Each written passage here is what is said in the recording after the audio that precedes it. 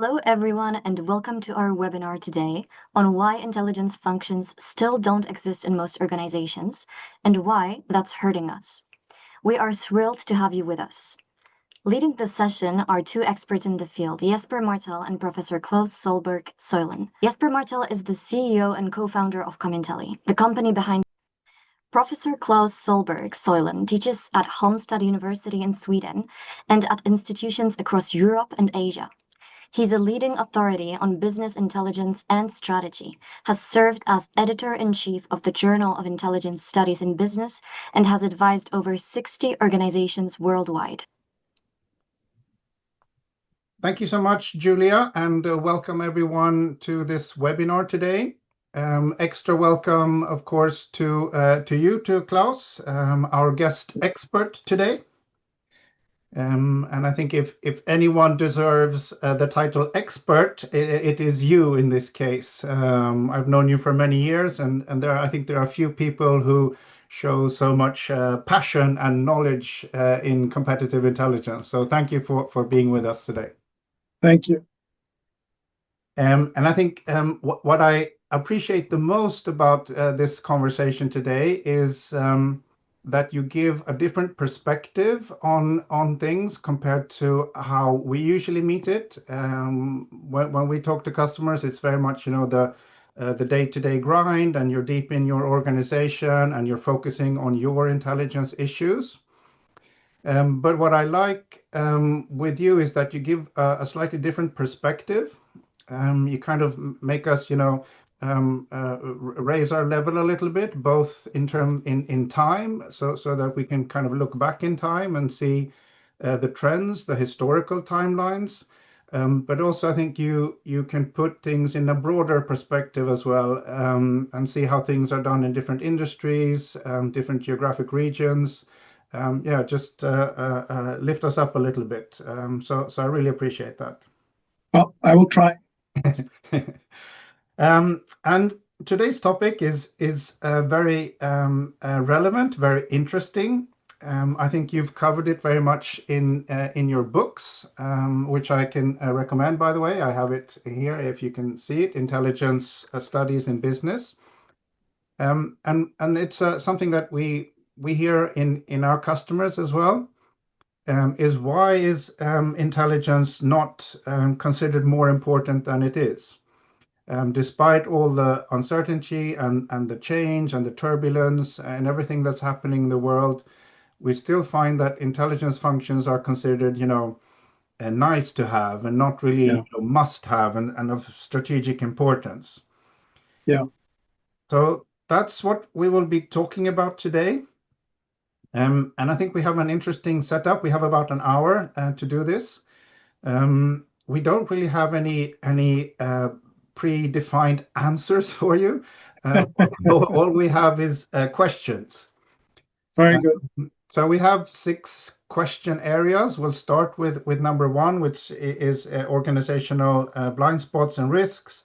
We'll cover a bit about practical barriers to creating an intelligence organization, a bit about culture, a bit about buy-in, what's the role of technology. So I think we'll cover most of the important areas within intelligence as we go along. Good. And also those participating, listening, I mean, I don't mind people interrupting, asking questions. I just think that makes it for more fun. Yep, totally agree. So at any point in time where if you want to come in or with a question or even with a comment, then please let us know.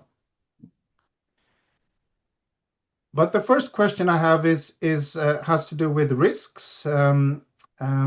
Just to get us started, what Klaus, do you think are the biggest risks when companies don't establish intelligence functions? And do you have any good examples of sort of missed opportunities or failures when companies have not had proper intelligence functions? Yeah. Well, I was thinking about that question today. About as you worked in Ericsson, I was also working in Sony Ericsson. Yeah. When that existed, when Sweden was on the mobile phone market, I was working deep inside of EMP, Ericsson Mobile Platform, where some of the best engineers were sitting in Lund. Yeah, remember that? And it was a fantastic time in the sense that there were lots of really bright people, engineers in the company. But 1 year afterwards, everything was gone. Mm. So what happened? Well, there are many explanations of what happened, but one of the reasons why everything disappeared was that this was a company very good in engineering, engineering led, but with very poor understanding of markets, competitors, and first of all, customers. So they could see that this new technology called touchscreen was coming. Yeah. It was easy to see, but all the discussions internally said basically that our technology is better. This technology is not reliable. Instead of asking, is there anyone who wants this? Could this be a selling argument? Yeah.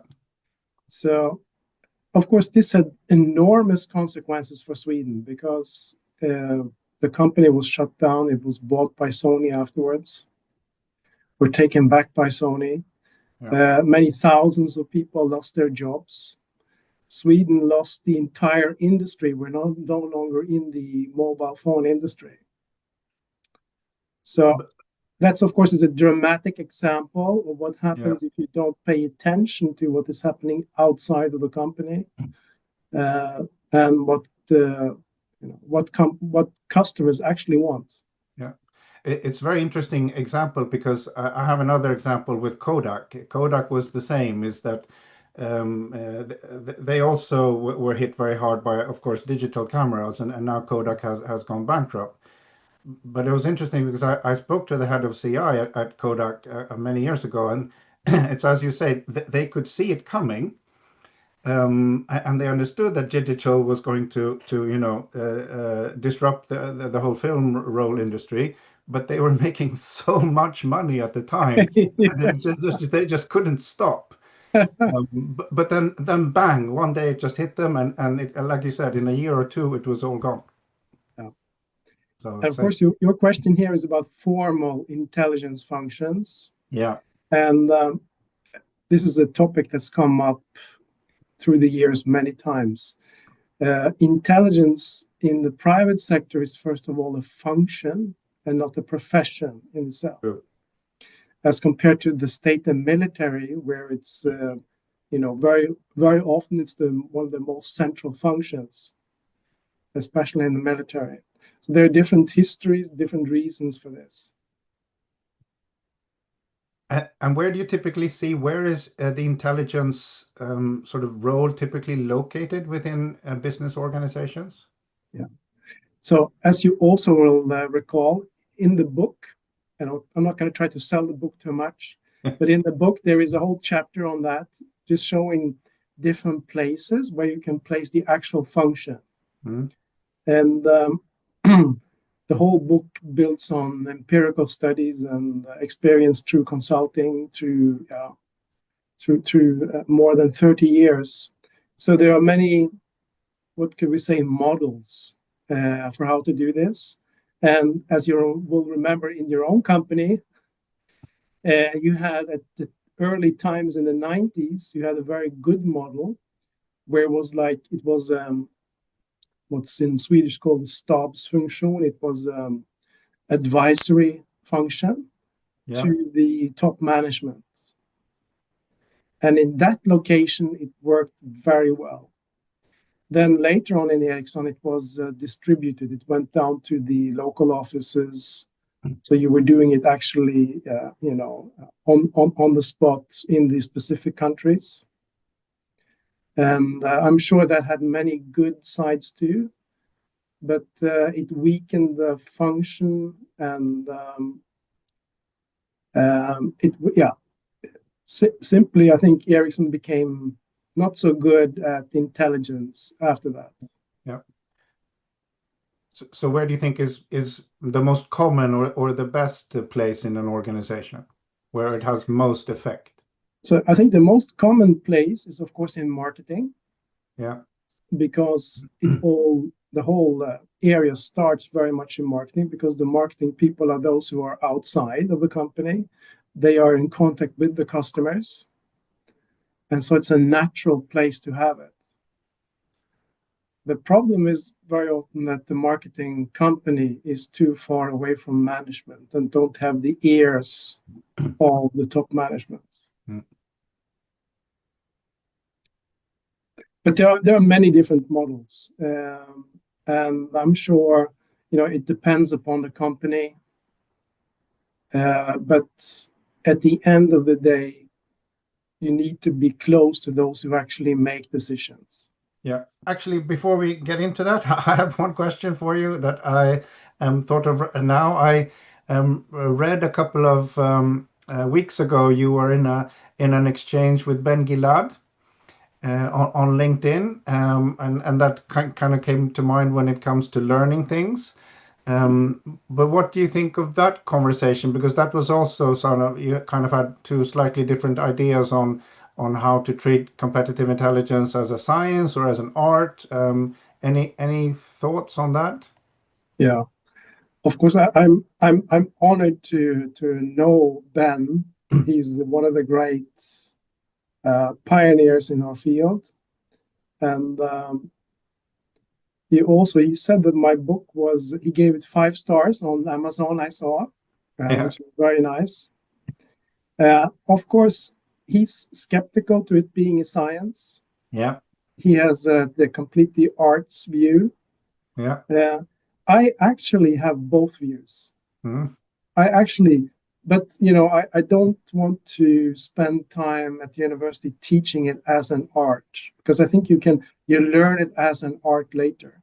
I think it's much more important when you're a student to learn the science of it, and then you can kind of adjust with the experience that you learn when you are Ben Gilad and you have had, all these thousands of customers. Yeah.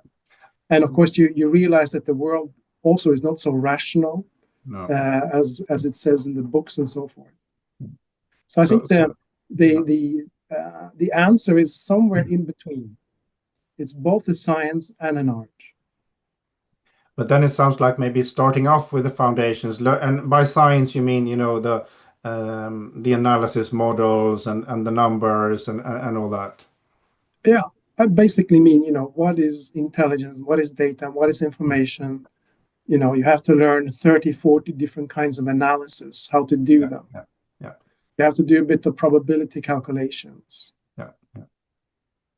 The toolbox, so to speak. Yeah.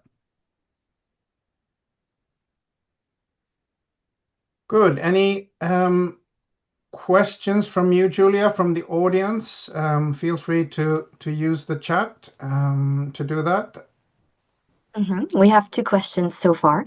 The first one is, do you have any tips or experience on how to instill and develop a culture of CI in organizations, how to engage people to change mindset, how to make them more curious and more collaborative?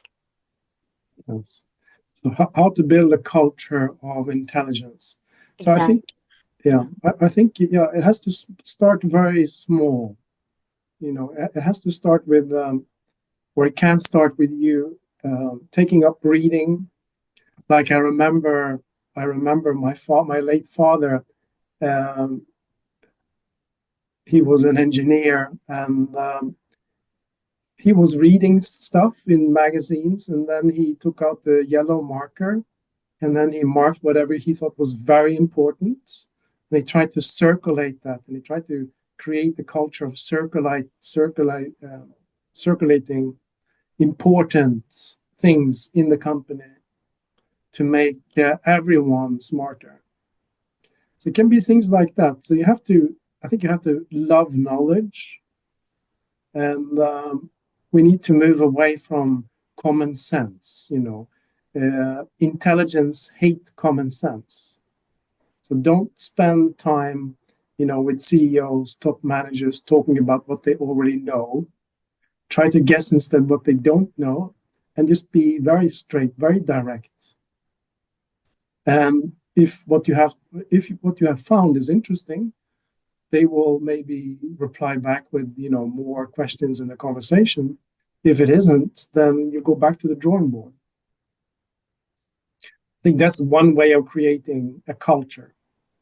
How do you get people interested in that? I think that's more difficult. So if they're not curious from the beginning, I think it's very difficult to get the person who's already has a job, who's 20, 25 years old, to become curious. It's basically too late. So I would say try to hire somewhere else. Thank you for this.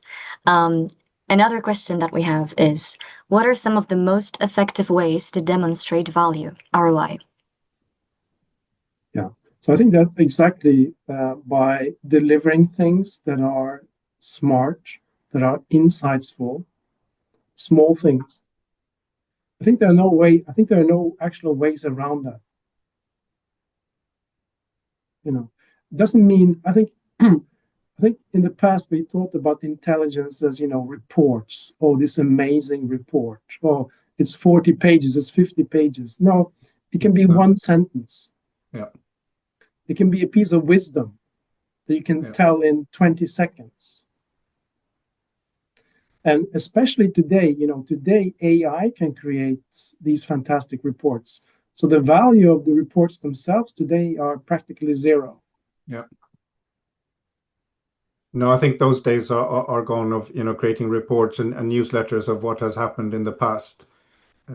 So I think anything that you can do to add to this question is anything that you can do to help foresee some sort of future changes so that you are prepared to grab any opportunities or to avoid any risks. I think is definitely a return on investment. And as you say, Klaus, it doesn't have to be a big thing. It's not about volume or quantity. It's more about quality.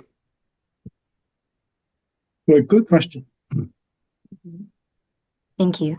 More questions are coming in. Another one is, do you think CI functions in Western companies should hire hungry people from abroad, from China, for example? Yeah, that's a good question. Yeah, it's a good question. Yeah, I think, does it imply that the Chinese are spies? No, I don't think so.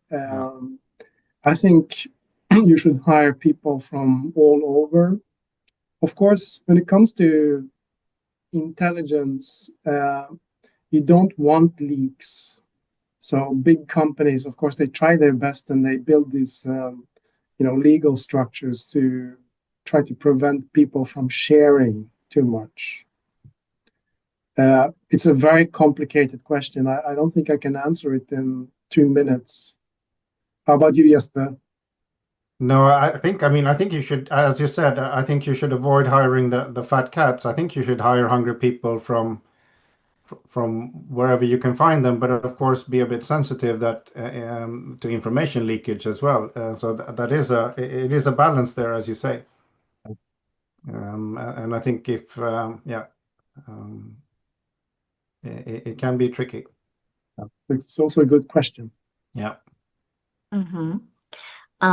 Another question is, what strategic value do universities gain from educating their students in competitive intelligence, and how does this strengthen their institutional business case? Yeah, so in Sweden, we have a long tradition of teaching intelligence that goes back to the 60s. And we still have about 5 universities and schools that have this education that provides these kinds of courses. We also have a special term. We don't call it intelligence. We call it omvärldsanalys, which means surrounding world analysis. Yeah. And it goes back to early Swedish industrialization and export, where we really needed to figure out how the world looks, because our whole economy was built on exports. So we have this education, but it's not that common. It's not a common business course. You have to look for it. So it exists here in Halmstad and in a few other places. Do students value it? Yes, they do. So we have what's called our business education here is called a civilekonomutbildning. Many students come here exactly because of this course. But unfortunately, of course, I would like it to be a standard course, just like marketing or finance. And, this is not the case. For any additional questions, please do not hesitate to contact us using the email address displayed on the screen. Thank you so much. Thank you, Claus. Thank you.